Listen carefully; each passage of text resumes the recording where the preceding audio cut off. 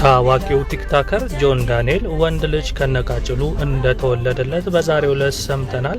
ምንም እንኳን እሱ በማረሚያ ቤት ቢሆንም አብራው ታስራው የነበረችው ሌላኛዋ ቲክቶከር ናዮ እንግዲህ ወንድ ልጅ ከነቃጭሉ መገላገሏን ሰምተናል። ከዚህ ቀደም በፍርድ ሂደታቸው ላይ ፍርድ ቤት ላይ ጠበቆቻቸው የመውለጃ ጊዜዋ ስለደረሰ በግል ሆስፒታል እንድትወልድ ፍቃድ እንዲሰጣቸው ቢጠይቁም ፍርድ ቤት ግን ፍቃዱን ከልክሎ እንደ ማንኛውም ሰው እዛው በቃሊቲ እንድትወልድ ፍርድ ተሰጥቶባት ነበረ። ነገር ግን ትላንት ሌሊት 11 ሰዓት አካባቢ በምጥ ለመውለድ ሙከራ ብታደርግም አልተሳካም። ከፍተኛ ህመም ስላጋጠማትም ቃሊቲ አካባቢ የሚገኘው ጤና ጣቢያ ወደ ጋንዲ ሪፈር ጽፎላት በዛሬው ዕለት ከቀኑ 5 ሰዓት ላይ ወንድ ልጅ ከነቃጭሉ መገላገሏን ሰምተናል። በዚህ አጋጣሚ ታዲያ ቲክቶከሮችን እንኳን ደስ አላችሁ ልል እወዳለሁ።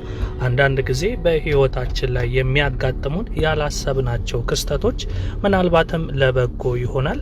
እንደሚታወቀው እነሱ አሸንዳ በዓልን ለማክበር ወደ መቀሌ ለመሄድ ዝግጅት ላይ ባሉበት ሰዓት አየር ሁኔታው ጥሩ ስላልሆነ አውሮፕላን መብረር አይችልም ሲባሉ ባነሱት ግብ ምክንያት ነው ለስር የተዳረጉትና አንዳንድ ሰዎች ባይታሰሩ ኖሮ ይህች ሴት ይሄንን ልጅ አትወልደውም ነበር፣ ታስወርደው ነበር ሲሉ ተሰምተዋል። ታዲያ ይሄንን ጉዳይ እኔ ስናገር እንዴት ስለ ውርጃ ሚዲያ ላይ ታወራለ ልትሉኝ ትችላላችሁ። ምክንያቱም አንዳንድ ሰው ዝም ብሎ አፉ ላይ ያመጣለትን ነገር ስለሚል ነው። ይሄ የአደባባይ ሀቅ ስለሆነ ነው። እኔ አይደለሁም። የጤና ጥበቃ ሚኒስቴር ኢትዮጵያ ውስጥ በየአመቱ በብዙ ሺህ የሚቆጠር ውርጃ እንደሚካሄድ ገልጿል። ያ ብቻ አይደለም። ብዙ የጤና ባለሙያዎችን ፋርማሲ ላይ ምን አይነት መድኃኒት ነው የሚሸጠው ብትሉ በየቀኑ ብዙ ወጣቶች ብዙ ሰዎች ልቅ የሆነ የግብረ ስጋ ግንኙነት ካደረጉ በኋላ ከፋርማሲ መጥተው የሚገዙት መድኃኒት ፖስት ፒል የሚባለውን እርግዝና እንዳይፈጠር የሚያደርገውን መድኃኒት ነው። ከዛም አለፍ ሲል ደግሞ መድኃኒቱን ሙጠው እርግዝና ቢፈጠር እንኳን አብዛኞቹ ወጣቶች ልጅ ለመውለድ ፍላጎት የላቸውም። ምክንያቱም የሚያደርጓቸው ድርጊቶች በትክክለኛ መንገድ ስላልሆነ የድብብቆሽ አይነት ፍቅር ውስጥ ሆነው ወይም በጊዜያዊ ስሜት ያን ነገር ስለሚያደርጉት ቤተሰብ ቢሰማብኝ ምን ይለኛል የሚለው ነገር ስለሚያሳስባቸው በቀጥታ ሄደው ውርጃ ነው የሚፈጽሙትና በጣም ብዙ ሺህ ወጣቶች በየጊዜው ውርጃ እንደሚያካሂዱ ጥናቶችም ስለተቀመጡ ይሄ መላምንት ብቻ ሳይሆን ትክክለኛውን ነገር ነው የነገርኳችሁ። እንደሚታወቀው ከናዮ ጋር የነበረው ግንኙነት የፍቅረኛሞች አይነት ሳይሆን ጀስት ፍሬንድሊ ነበረ። እንደውም ብዙ ሰዎች ከናዮ ይልቅ ከጃኒ ጋር ነው ፍቅረኛሞች ብለው ሲያወሩባቸው የነበረው። ታዲያ በሰዓቱ ጃኒም ፍሬንዴ ነው እንጂ ሌላ ነገር የለንም ትል ነበር። በዛሬው ዕለት ግን ወቸው ጉድ ብሮድካስት ላይ ቀርባ በሰዓቱ እንዳይታወቅብን ስለምንፈልግ እንጂ እኔና እሱ እስከ ቅርብ ጊዜ ድረስ ፍቅረኛሞች ነበረን ስትል ነበር። ያውን የምናገራቸው ነገሮች እያንዳንዳቸውን ነገር በማስረጃ እያስደገፍኩ ስለሆነ እንዲህ ያለችበትን ቪዲዮ ላሳያችሁና ሀሳቤን ደግሞ ቀጥላለሁ። ከጆን ዳንኤል ጋር ማን ናቸው? ፍቅረኛሞች ሪሌሽንሺፕ ውስጥ ነበር የዛኔ። አሁን አይደለም አላ አሁን ከረንት አላችሁና ንገሪን እንዴት እንደተፈጠረ ምናምን። በሰዓቱ ብዙ ሰው ያውቃል እኮ ግን ደብቀውት ነው አይመስልም? ሰው ያውቃል፣ ሲጀመር የምር ያውቃል። እኛ አክቹሊ እንትን ኦፊሻል ማድረግ አልፈለግንም። ገባህ አይደለ?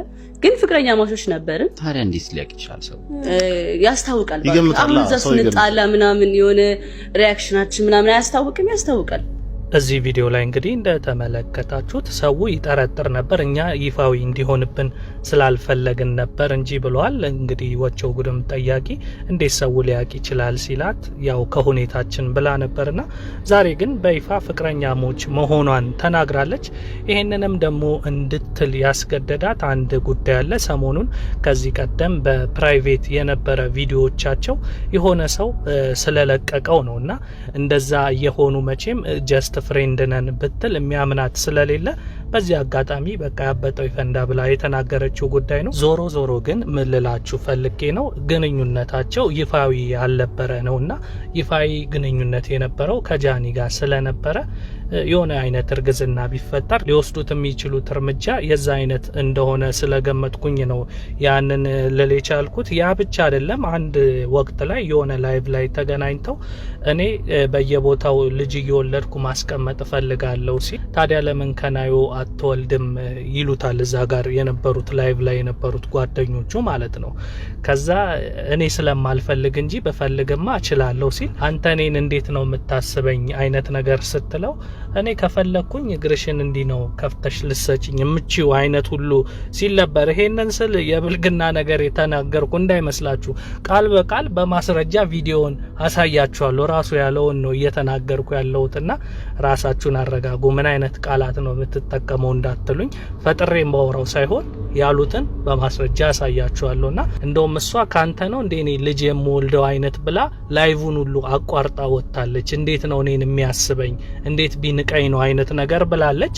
ነገር ግን ልጁ እንደፎከረው ከፈለኩኝ እግርሽን ከፍተሽ ትሰጭኛለሽ እንዳለው እግሯን ከፍታለት ነው እንግዲህ ያስረገዛት። ዝም ብሎ በንፋስ አላስረገዛትም።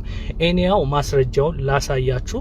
ለተጠቀምኩት ነገር ግን ይቅርታ ጠይቃለሁ። ግን ደግሞ የተጠቀምኩት ቃላት ፈጥሬ ያወራሁት ሳይሆን ይሄው ቪዲዮ ማስረጃውን እሱን ላሳያችሁ። በቀጥታ ወደ ቪዲዮ እንሂድ።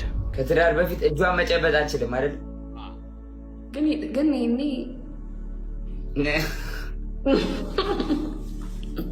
አቤት አሉ ኮሜንት ላይ ስዩምስ ምን ታስባለህ?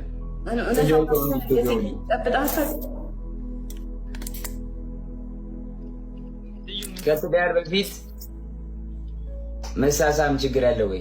ኧረ የለውም። ጉንጯ ነው። አዎ ጉንጯ አልሳማው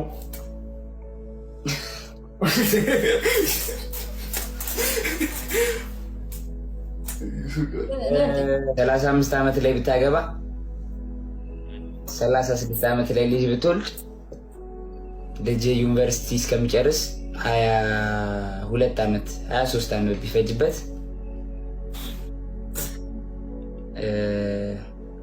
58 ጡረታ ትወጣለህ። ልክ ልጅ ስራ ሲፈልግ አንተ ጡረታ ትወጣለህ። ስለዚህ ልጅ በልጅነት ነው ምለው። ለዚህ ነው ጋይስ እኔ አሁን ባገኘሁት አጋጣሚ በሄድኩበት ቦታ አንድ ልጅ ቁጭ ያደረኩ የምመጣው ልጆቼ ገባችሁ አይደል? እኩዮቼ እንዲሆኑ እፈልጋለሁ። አሁን ሁለቱም ልጆቼ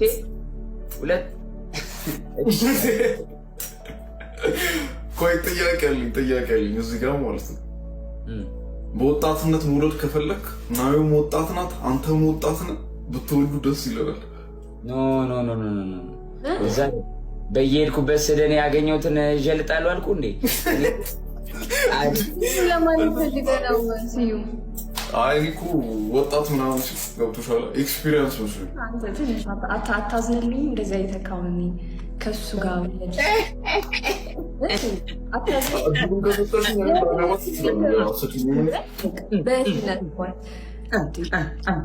ናዮ አልፈልግም እንጂ ፈልጋለሁ ብል እንዲህ ነው የምትለው።